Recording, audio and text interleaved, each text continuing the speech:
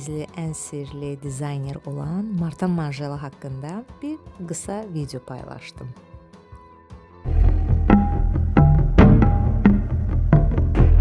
Bəs təsəvvür edərsiniz ki, anti-fashion dizayner olan Marta Marjela Hermes kimi lüks moda evində dizayner olaraq çalışıb. 97-ci ildə Jean-Louis Dumas fikirləşir ki, moda evinə artıq yeni dizayner lazımdır və bu zaman Marta Marjela'ya təklif edir. 97-ci ildən 2003-cü ilə qədər Marjela məhz Hermes moda evinin kreativ dizayneri olaraq çalışır.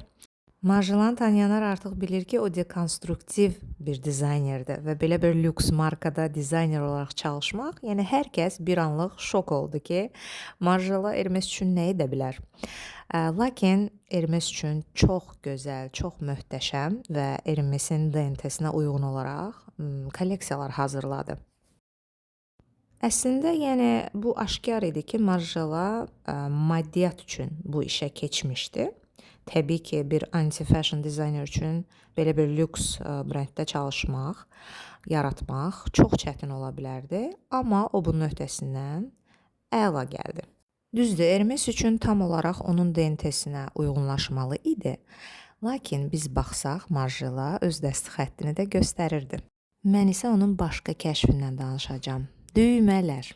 Marjela təklif edir ki, ənənəvi 4 tikiş üçün nəzərdə tutulan deşik yox, 6 deşikli düymələr çıxaraq və bununla da tikərkən sapları H hərfi yaranacaq. Deyəndə ki, o dahidir, inanmırsınız. Həqiqətən də Marjela bu addımı ilə Hermes üçün məhz xüsusi onlara məxsusluğu yarada bilir. Ondan sonra isə bir çox dizayner belə düymələr yaradıb. İndi sizə birini də göstərəcəm. Virgil Abloh Louis Vuitton üçün belə bir taktikadan istifadə etdi.